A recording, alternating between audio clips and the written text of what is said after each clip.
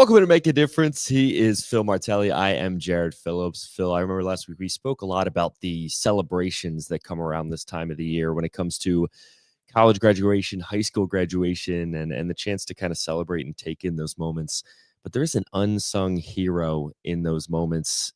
I think that really helps you get there, get to that mountaintop. There's right? absolutely no question. Unsung, unfortunately, underappreciated at times.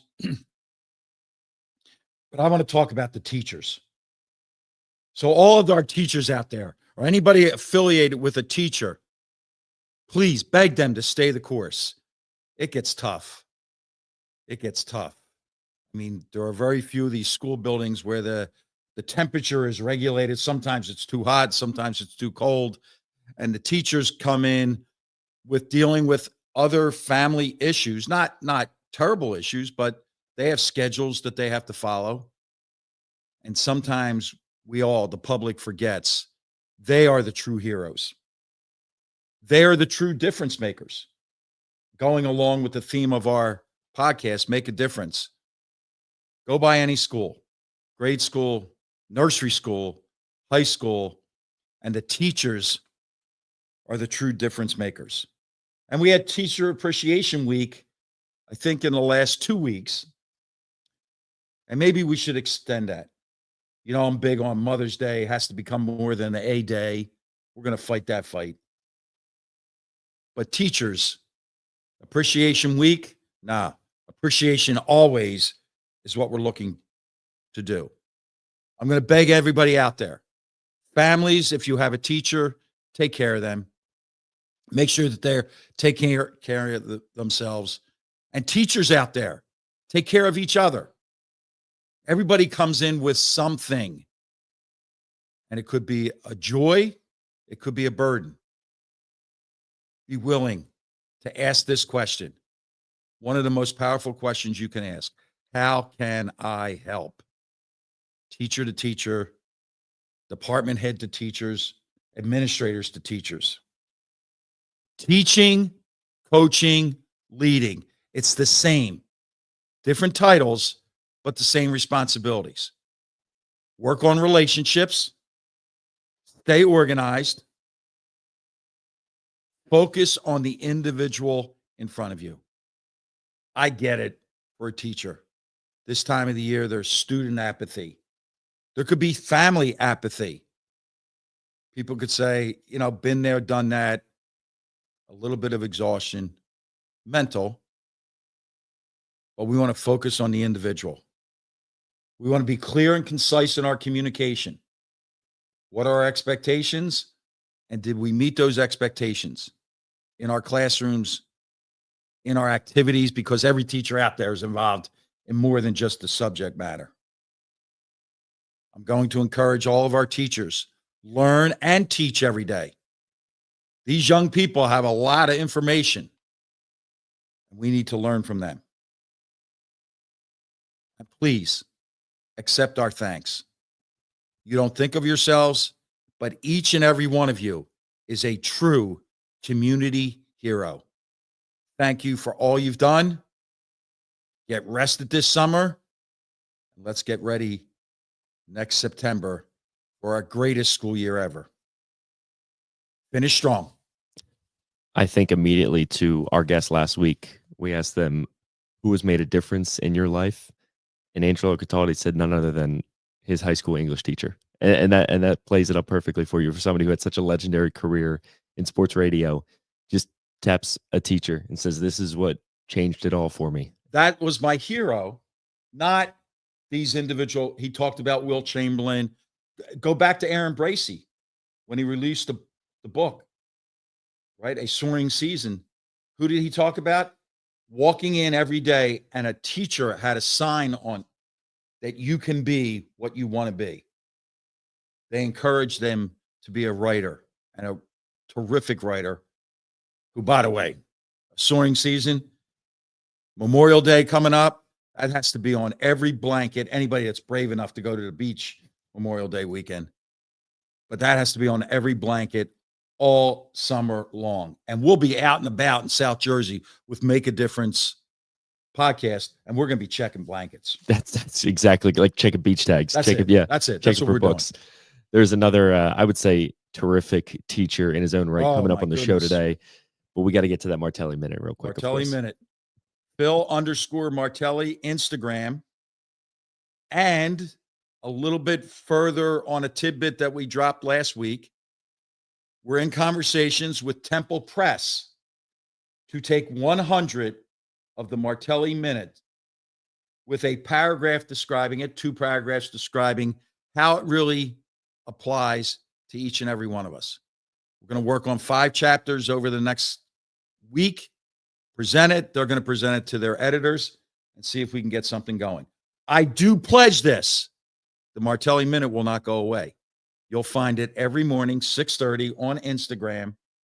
This is going to be going back 5 and 6 years when I started this for Michigan basketball, and I'm going to write them out. And hopefully we're going to find 100 nuggets that will help people on a daily basis. The Martelli Minute Status Solutions Network is committed to making a difference by providing Alicia Law compliance safety technology to schools through a grant of use, ensuring that financial barriers never stand between students and proper safety. Each community has the power to create real change.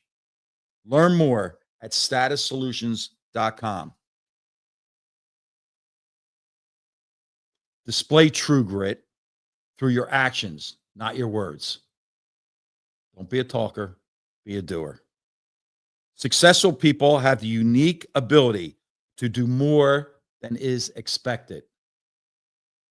Keep that one filed away when we get to our guest. Everybody out there, and for everybody out there, pass this on to everybody in your family.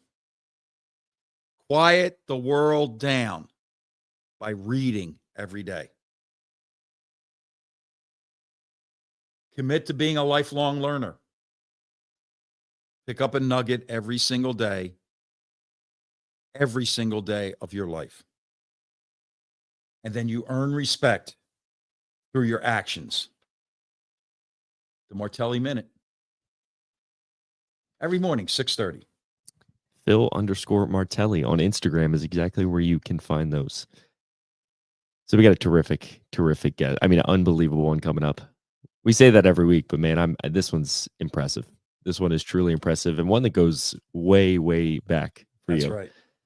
But of course, we do want to get really quickly into our sponsor for our Difference Maker segment. That is Shoot Basketballs, Not People. Our Difference Maker segment brought to you by our partner, Shoot Basketballs, Not People. SBMP's mission is to reduce gun violence rates in the city of Philadelphia by empowering the city's youth through education and athletic programs that get them off the streets and ready for better opportunities. Founder Gary Mills and SBMP are making a difference, and you can join the fight by heading to joinsbmp.org to donate, become a partner, or an ambassador as they look to use the power of hoops to enact change in our community. Again, talk to Gary. We're inching up there. We have a goal in mind. And again, your time, your talent, your treasures. Because guess what? You could take on the role of a teacher. SBMP, no donation is too small. But please, let's lift up Gary as he turns around and lifts up the young people all across Philadelphia. Gary, you are a true difference maker. Wow. What can I say? Jared, in life, you will meet energy givers. It just feels different being around them. Right? I don't want to get into the negative, say some are energy take. No. This is all about positivity. It's all about energy givers. This game of basketball has provided me with memories and relationships that supersede winning and losing. Our guest today is a relationship 45 years in the making. Our guest today is the ultimate energy giver. Many of our guests have turned disappointments into triumphs. And that will be mild when we talk about today's guest. And as I look at you and as I talk to all of our guests today, I want you to know this. All of our viewers, I want you to know this. Make a Difference was formulated because of a conversation with this young guy. I'm so touched to have reconnected with Danny Bader and to have him as really a forefather to make a difference, because that's what he's doing every single day, every single podcast, every single talk, and in the way he carries himself. Danny, I am delighted to welcome you to Make a Difference. Thanks a lot, Coach. I'm delighted to be here, and thanks, Jared. So, your journey, just take us through it. Yeah, so, gosh, grew up in a big family, 6 brothers, 1 sister, and, met you in 81 when I was at Bishop Kenrick and had 4 great years playing basketball, and then went to Allentown College, which is now DeSales University, played a few years up there. Got out of college and bounced around in jobs, couldn't really figure things out. And I was attending bar over at Houlihan's at King of Prussia. I know a lot of our Norristown friends will know that place. And I was also working for a couple of wonderful brothers that had a roofing company. So I was doing that a few days a week. And up until that point, 28, Coach, my life was pretty easy. I grew up, I had kind of everything we needed and did not have a whole lot of struggles or setbacks. And then on July 28th, 92, I was 28, and me and my buddy who was working, the roofer, Bruce, and his brother, Stu, Bruce and I were lowering a metal ladder, and we thought we were clear of the electric lines, the Pico lines, and we weren't. And we hit it by just a few inches, and it had about 8,000 volts of electricity, so that came down and went into both of us, went in my hands and out my feet, my sock, and my boots, and it killed both of us. And after about 6-7 minutes, according to Stu, who was the eyewitness there, I came back to life, and Bruce didn't. We lost a really good man that day, 36, 3 kids. So that was the point where life, throws me the proverbial curveball, struggle, setback, and had a lot of figuring out to do when that happened. Just for a moment, Jared, did you know what you were about to hear? You gave me a heads up, but it's still, I mean, Dan, I can't quite wrap. I'm sure you've spoken about it. I mean, countless times. It has been, I would say, what your new lease on life, if you will. But I just can't even fathom being in that moment and coming to. I mean, I know you've spoken on it in the past. It quite literally is the most life-changing, life-giving experience you can ever have. But I mean, I assume and can only imagine that the blessings and the gratitude that you have had to kind of get another chance like that. I just who gets that? It's Danny. I mean, it just must be unbelievable. Yeah, it certainly, we talk about perspective. It certainly gave me and challenged me to have a different perspective on life, which I think has gotten a whole lot stronger. Up till that point, as I said, life was pretty easy for me. I had a strong faith in God. But after that, it really challenged an awful lot of things. My faith was challenged. My relationships, I got a lot of people that love me that were there to help me, and I didn't let them in. So a lot of learning and a lot of insight came out through that struggle, when you hit rock bottom. And the worst thing was, I lost my buddy who had, 36, 3 kids. His daughter was only a few months old. And, it was just tough. I was struggling with the guilt, blaming myself, and, drinking a lot for all the wrong reasons. And a lot came out of it for sure. Can you take us through, you mentioned it basically with a comment there, but role of family growing up, role of family in this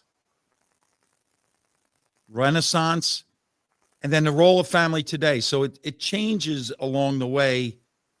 Today, you're a proud dad, and take us through growing up in that family, that loving family, where they were with you through the struggle, and now today. Yeah, so growing up, I think, maybe like a lot of us, we just take family for granted. I mean, we all got along. Um, my mom and dad are still alive, 95 and 87.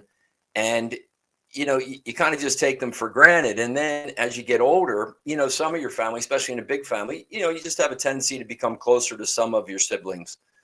And that was the case for me. But during the accident and that struggle, there were so many people that wanted to help me, and I just wouldn't let them in. My wife now, Lisa, of 32 years, right? Villanova cheerleader in '85 when they won their first one.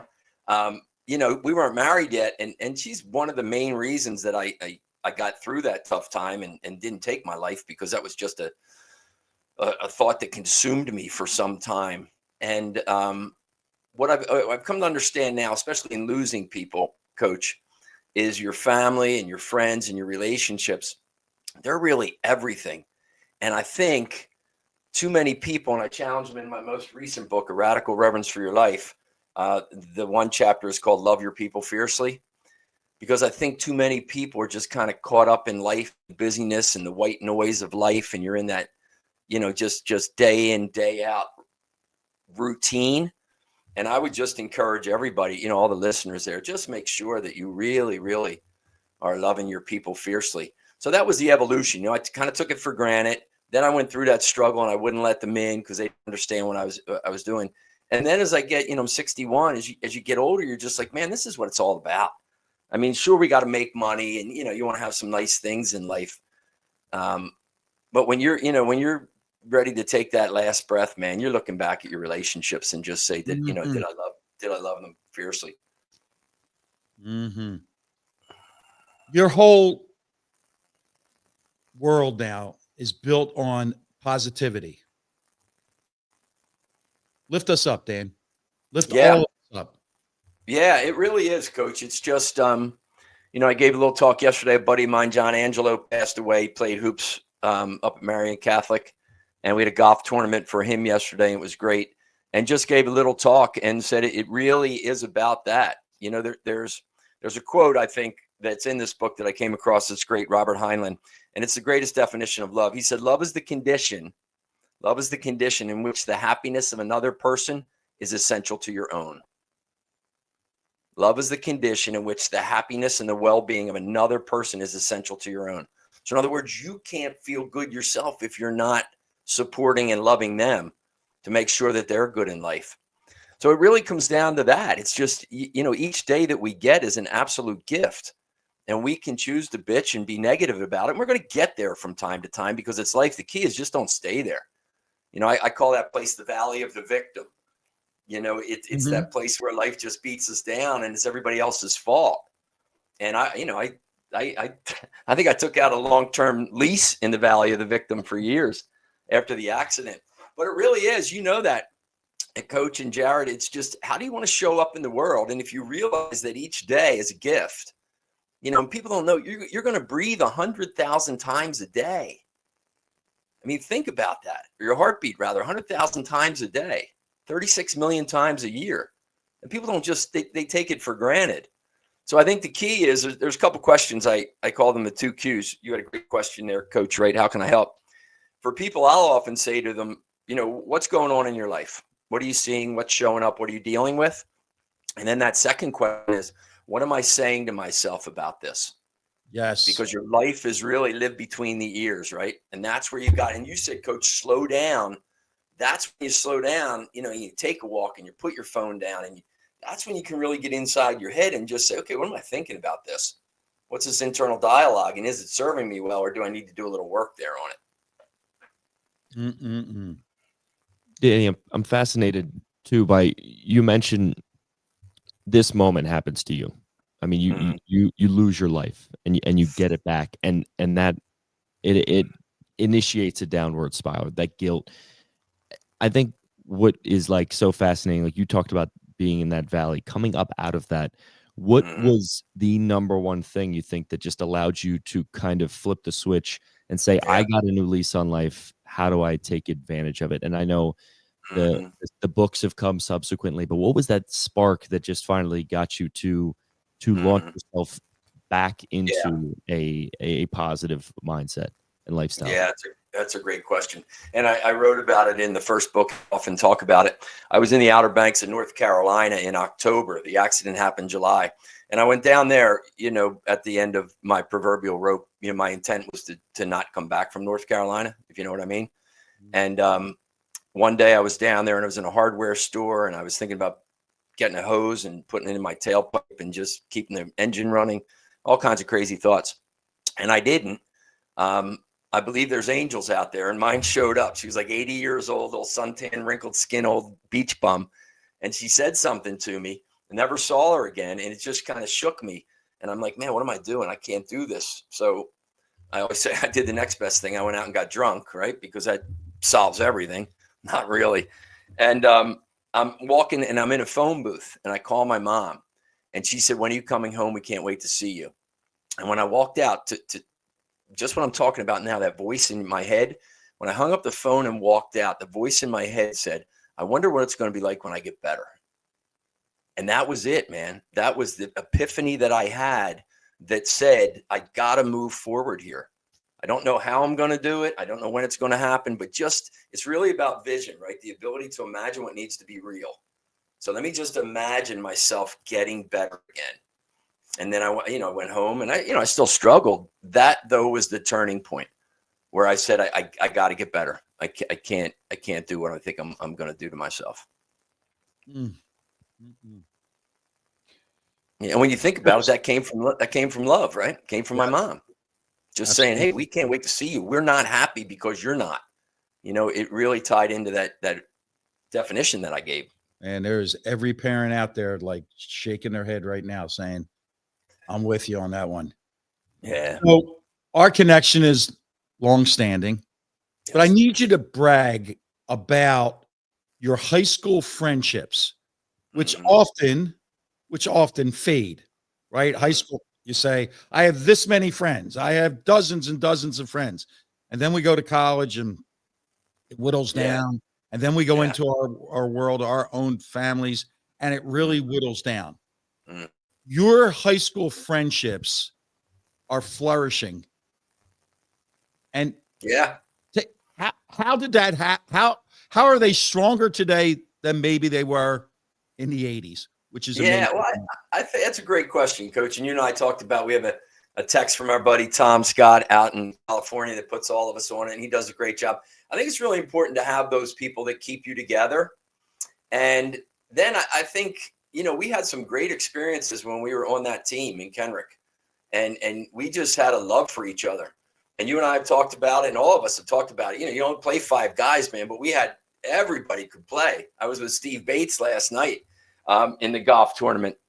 And I think what you did there for us, and I've seen it so many times on teams, and so many people, John Gordon talks about it, the positivity on teams. We had a really strong love for one another, the 12 of us on that team or whatever it was. And I think that, when you get that foundation, it's just there. And then what happens is when life throws you some struggles now as you get older, right? You go through college, you get out of college, you have kids, you might lose your mom or dad. I think when that foundation is strong, that's where you go to, when you have those challenges. And I think you did a great job. I remember, we got our ass kicked by Father Judge one time. And the next day we didn't even touch basketball. You and Geno just stood there and we ran sidelines and until we couldn't run anymore. And whether you knew that, you probably did. When you were beating us up like that, so to speak, man, that made us a whole lot closer. It really didn't divide us. And I think that's the reason why relationships stay together. It takes effort and it takes that strong foundation where you're really keeping an eye out and awareness for one another to say, hey, is there anybody out there that might need me a little more than I'm showing up right now? Mm-hmm. And they lose they lose whoever, right? Or any kind of struggles. Danny, I just want to say, I'd love to know what you guys were saying in the moment when you're just going, 17-1. Oh, you don't want to know, man. Suicide. The two coaches, they were not our, But we also, in a weird way, in a not a real weird way, I mean, you also, Coach, I don't know how old you were, young then, right? 24 or something like that. Yes. And though we knew you loved us, And that was it. You were beating us pretty hard to make us better, and not necessarily at basketball. So even then, I appreciate that you had that insight and wisdom, to just make sure that we were a tight group and that we really cared for and loved one another. And that spilled over too into the summer leagues. You remember when we were at the courts behind the firehouse in West Norton, or we were down at what's the place down in South Philly, 10th and Fitzwater, or wherever the heck, Roxborough. I mean, yeah, there was just a common theme of loving one another, amidst all the craziness of basketball and Catholic League and everything else. First talk, first book, the nerves, the uncertainty.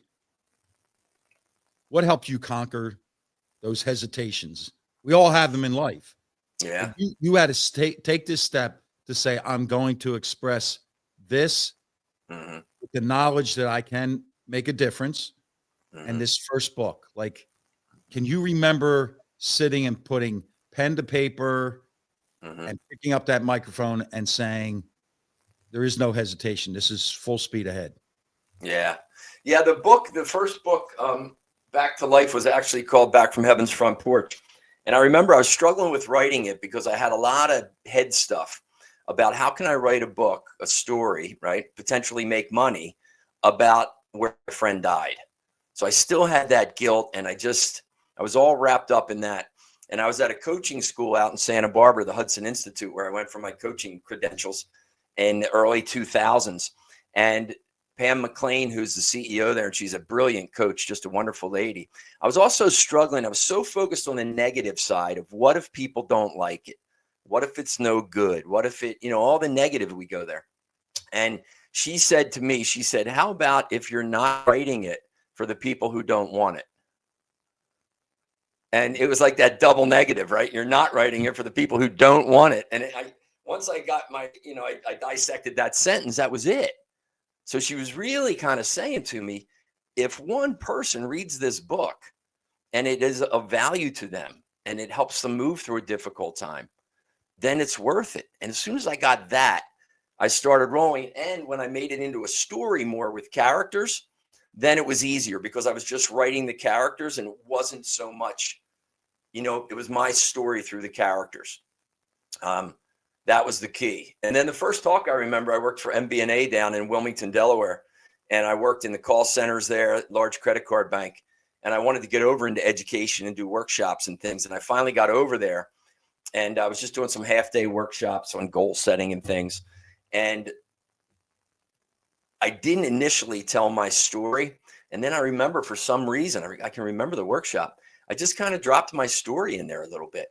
And I could just feel the energy in the room where people were like, oh my gosh, and then I started to talk about things that helped me move through it, because there's just powerful principles that are available to all of us in life, and they've been around forever. It's just, how can we apply them more completely and more consistently, right? So it's vision, it's being still, it's seeking support, it's knowing yourself, it's watching your head space. And it's just committing to evolving, right? To undergoing continuing gradual growth just every day. How can I get better?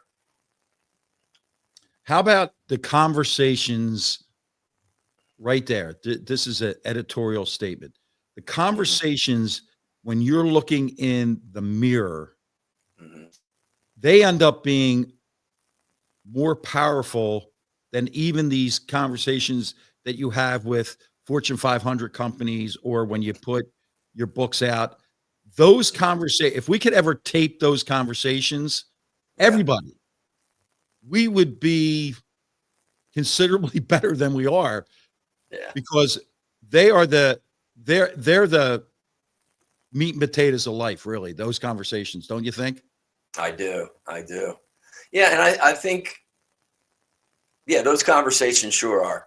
And in the work that you do and I do, and, when we're doing the podcasts and we're doing, the books and the speaking and everything else, I often say when I do that, it really helps me too, because you're really reflecting on what you're offering these people, right? You're not telling them, you're just kind of offering them, slowing them down, kind of hold up the mirror, let them observe where they are in life, and talk about some things that might help them, should they need it. What I'm really thankful for is that always makes me look at myself. and say, are you living this way that you're encouraging other people to live, right? With love and positivity, and trusting that you're a resilient human being, and, contemplating your mortality and realizing that we're not here forever. So let's make the time we are here right now really count. So it's just a good kick in the butt for me to always reflect and say, Danny, are you really showing up how you need to show up? And there's sometimes I'm not, so I got to catch myself and just get back at it. Again, it's like speaking in the middle of my head. I cannot tell you the number of times that I've gone out and I speak and then I come back and say, did I do enough? But I'm really saying, did I do enough for me during that talk? And there are certain ones, Dan, that come back to you and just say, man, I forgot this line, or I forgot whatever it was. And it's not a line. It's not a story. It's a fact. So sometimes when people will say, oh, your stories are great, I'm like, yeah, but there's a connotation there that the story is made up. This is not made up. This is real life. And I'm trying to share that as best I can. So your point right there, absolutely. You've had all these experiences. Do you have a most memorable podcast, a most memorable talk, an experience that impacts you even today? Yeah, I think it always comes back to me. I wasn't even working. I was working for another company, and I was doing some workshops at Progressive Auto Insurance out in Cleveland. And, the content that I was delivering was somebody else. I worked for a guy named David Allen. And there's a part where he gets into vision and higher values and things. And I started to weave my story in there just a little bit in that workshop. And a woman came up to me afterwards, and she just kind of looked at me, and I said, how you doing and everything else. And she said, I really appreciate you being here. She said, I lost my 12-year-old daughter a few years ago, and I feel like I can move on. And you hear my voice right now. I mean, I'll just always remember that. So just me sharing that story and perhaps the Holy Spirit working through me, I mean, that was it. If I could be a vehicle to help this woman move on in life after losing her 12-year-old daughter, then that's it, man. And that's what you say, Coach. You just got to trust that there's somebody in that audience that needs to hear what you're going to offer them. One person, take one idea, and then you didn't have a good day. You had a great day. Right on. One person, one idea. Mm-hmm. Right. And it is just, and then I will just share again in prepping. And one of the people that spoke to me about prepping was Danny Bader, and then delivering. And I will say, I come home and I feel like I coached the game. I'm that tired. Yeah. I'm physically, emotionally, and I can't believe what a great feeling that is. Yeah. I agree. It really is, because you're in service to people. No question. And it really, when you show up there, we talk about the nerves and everything else, and you still get nervous before talking. That's okay. But when you show up in service, there's an energy. I talk about it. The first chapter of that book is Be More Spirit, because my heart, my brain, and my lungs stopped working on that day. And then my fourth energy, spirit, which I believe is the innate, intangible divine that's in all of us. That's what left, man. And then for some reason, I always say, I guess I failed the entrance exam into heaven because he sent me back. And, that was the experience that I had, and that spirit's in all of us, because how many times have we heard tremendous stories of survival or resilience, and people always come back to the human spirit. So if you don't connect to it and say, well, Danny, I'm not religious, or I don't believe in God or whatever, it doesn't matter. We still have that energy inside of us that wants the best for us. So when we can connect with that more, right, and we come from that as a foundation, it wants the best for us. And if it wants the best for us, it wants us to help other people get the best. So it's really important, man, that we just kind of connect and settle into that. Help others. Yeah. So as you go through your materials, and here's what jumped to me. Back to life. Hmm. We need more. Our viewers need more books, talk, back to life. Give us more. Give us more, please.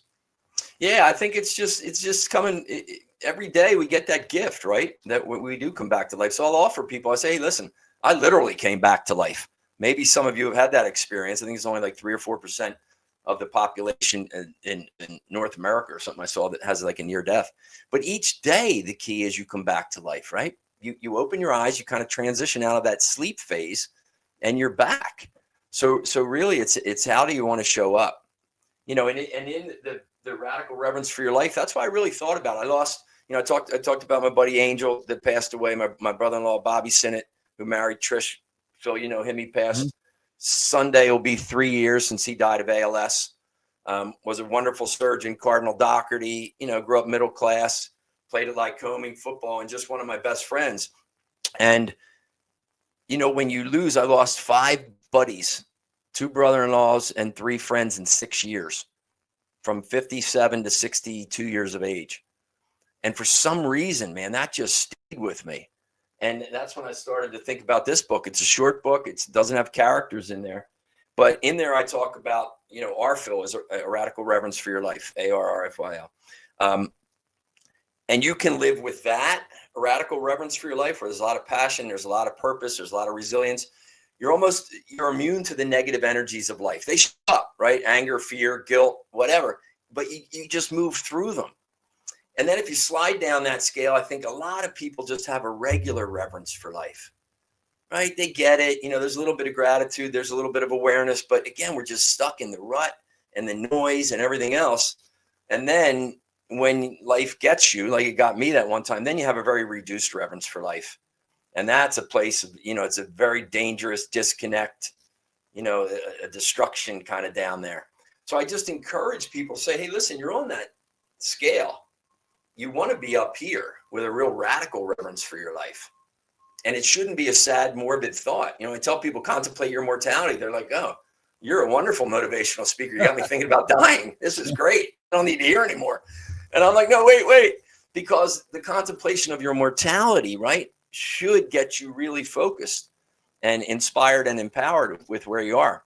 Marcus Aurelius, who I said is one of my favorite, when I read his book, Meditations, and some of his quotes, he said, you could leave this world right now. Let that determine what you do and think and say.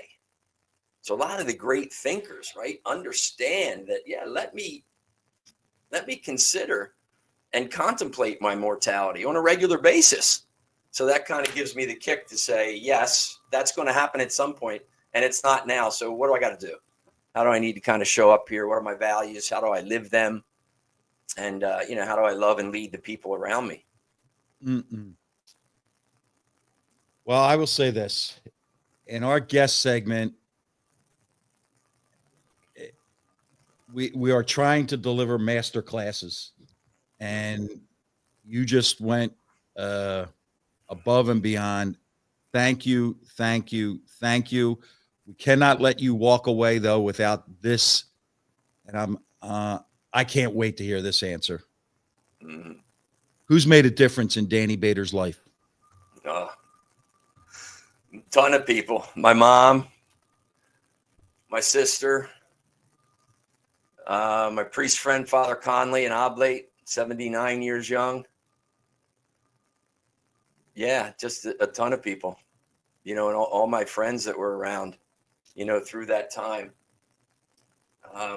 Yeah, but when I think about it, I think my mom, she just taught me how to love, Something about moms. That's why I'm on a mission. Yep. Mother's Day. There's no possible way. I don't care if it was Hallmark. I don't care who came up with the idea that mom should only accept one day in their for them to be glorified. No, right. Minimal a month. My thing is, let's make it all year long. Yeah, Mothers Coach. overwhelmingly win that question, Dan. Yeah. We've had X number of guests. It always comes back to mom, and I am right with you. Special lady. Yeah. And I'm sure, I'm thinking now, if you asked, we got 3 kids, Luke, Joey, and Lizzie, And if you ask that question to them, I'm sure they'd say the same thing about my wife, Lisa, which is cool. Beautifully stated. Cannot wait. We'll put out everything to make sure that people stay connected with you, because you know what? Positivity is going to win the day. Get all the muck and forget all the murkiness and the grayness and the sad. No, let's lift everybody up and let's go make a difference. You've made a difference. Thank you. Right on. My pleasure. Thank you both. Love you. Danny, thank Love you you. so much.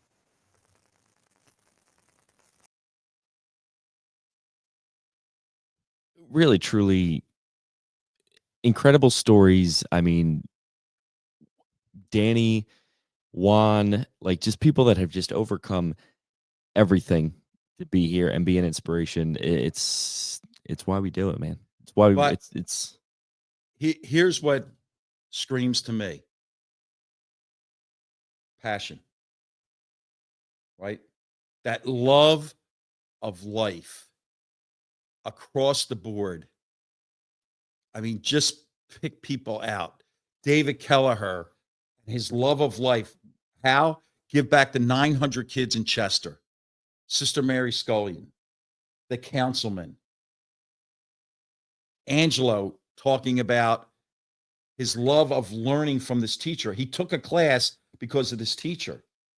We are all able to make a difference. And now we need to. And this was a major uplift. We didn't need to go real high on this one, but that was special.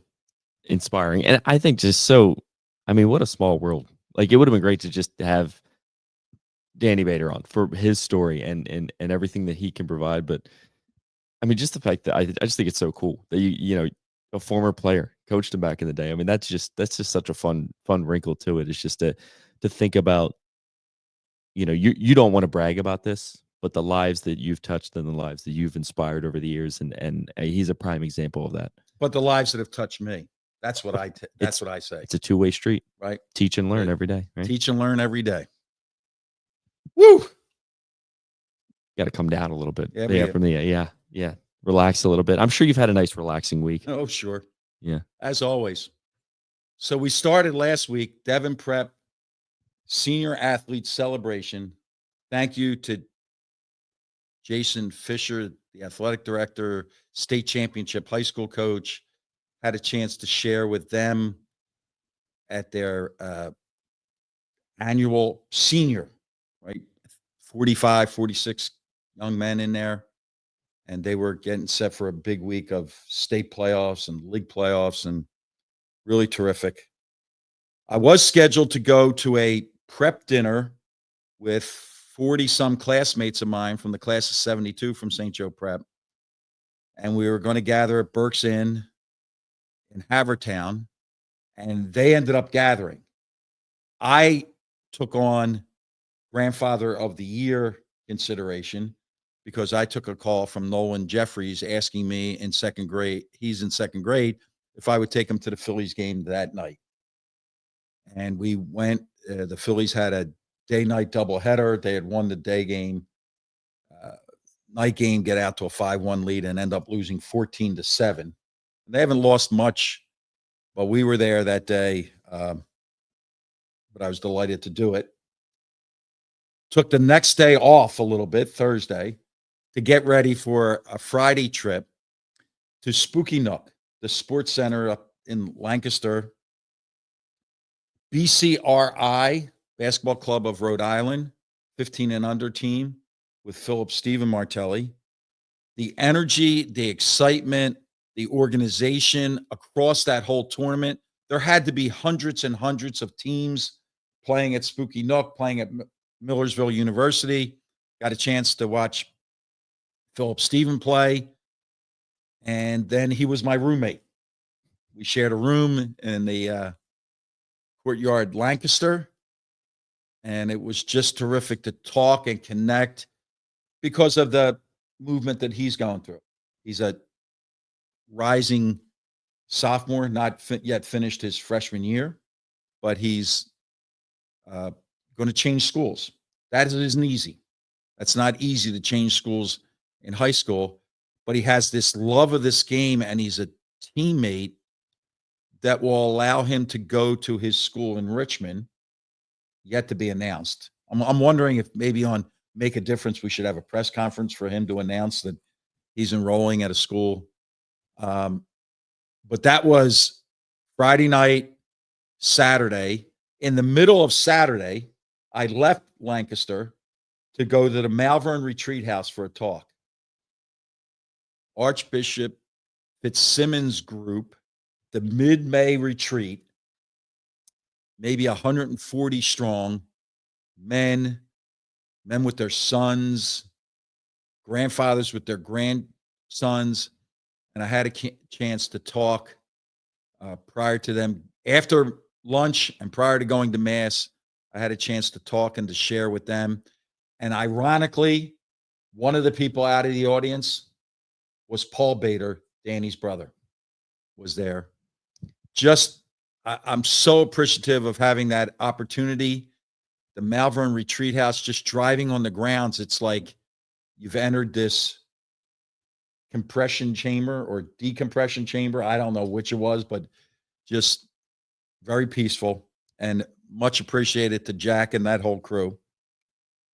Went back, saw the night game at Spooky Nook, packed up, went to Mass on Sunday morning, and dropped Philip Stephen off to his coaches, and then took a speed ride down to media because I had to get to St. Mary Magdalene Auditorium, Gym, Theater, because the school, 150 kids from the school, putting on The Little Mermaid. Griffin Jeffries, a kindergarten, he was a shark, and some other participant. It was amazing. It was an amazing show, and that's on top of having video of watching Mara Josephine Martelli up in Rhode Island being an orphan in Annie.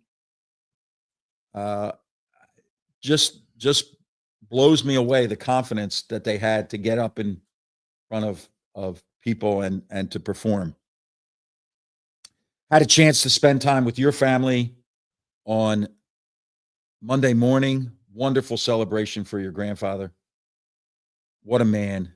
And I need to know more about this Phillies infatuation. On par with you. Yeah. Everybody, if you saw my entire family wearing a little bit of red, yes, for the Phillies, that man did not miss a game.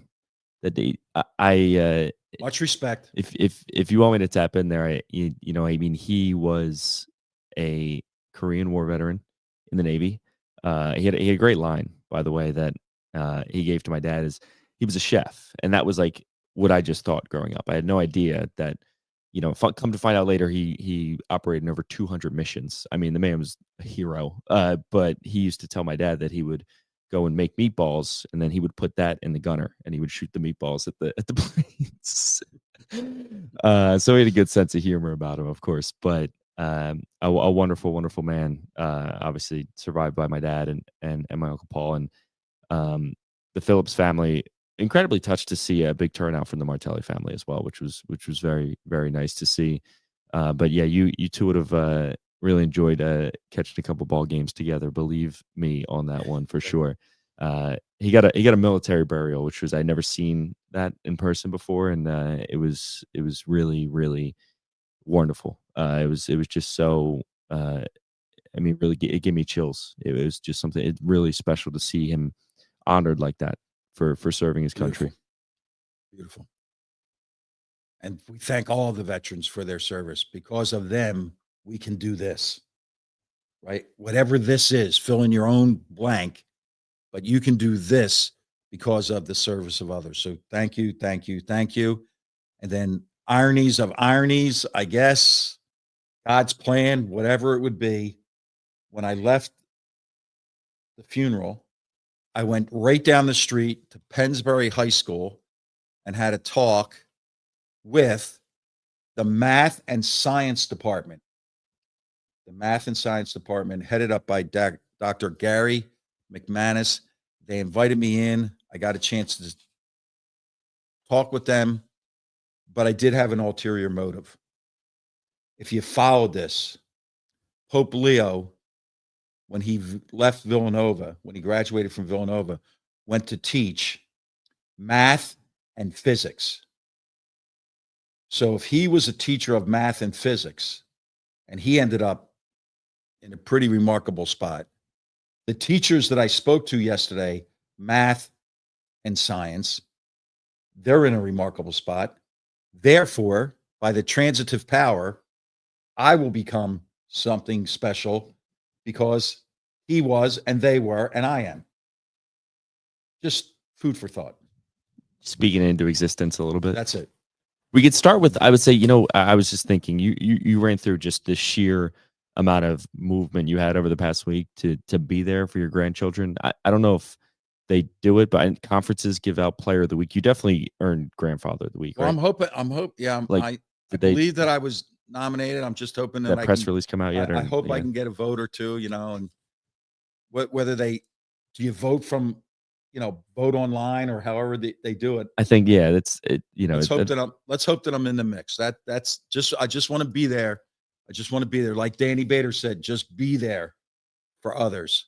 And that's what we're going to continue to do this week I am a spelling bee judge for IMS schools, a spelling bee judge. And I've been asked to be there a half hour before the show starts to go over the rules.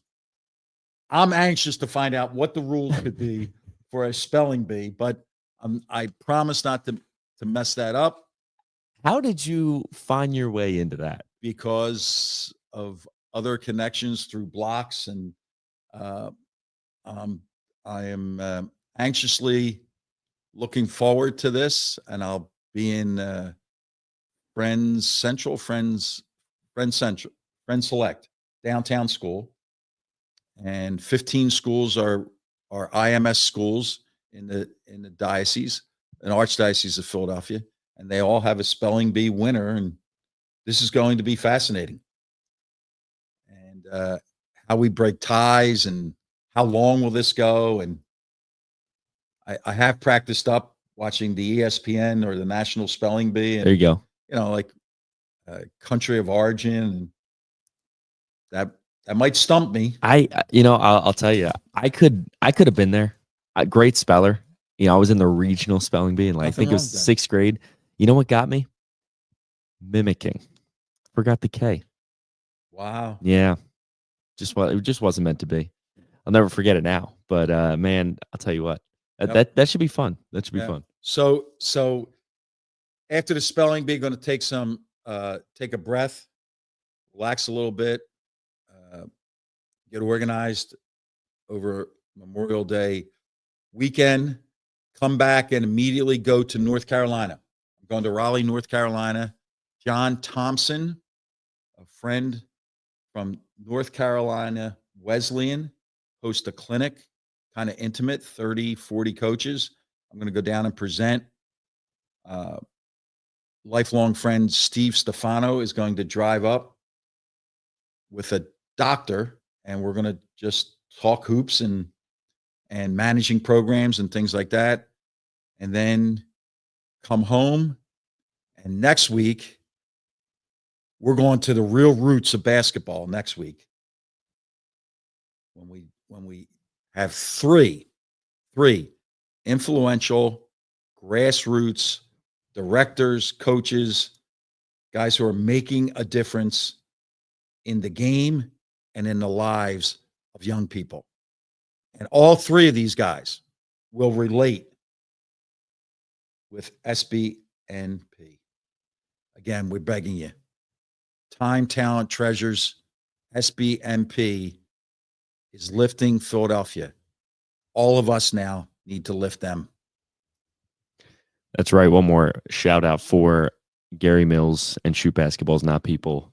Head on over to joinsbnp.org if you want to help them accomplish their mission of curbing gun violence in Philadelphia through the power of hoops and education. Going to be an awesome episode next week. Once again, we've yet to have a bad one. Let's be honest. So I think we're gonna keep that streak going for. We're about 6-7 months strong here. I think we're gonna keep that rolling. But really excited to get down to that grassroots AAU level with some hoops. This is, I mean, the prime of the AAU season. So that's a great time to tap into that. If you are looking to get in touch with Phil, to make a difference with Phil Martelli, head on over to pnjmakeadifference.com. And we really appreciate you guys listening to the podcast. Go ahead, give us a 5-star rating on Spotify or Apple Podcasts, wherever you are listening. If you're watching on YouTube, go ahead and like and subscribe on YouTube. We are at Make a Difference Pod on Instagram, TikTok, and YouTube. At Make a Diff Pod on X. We are Make a Difference with Phil Martelli on Facebook.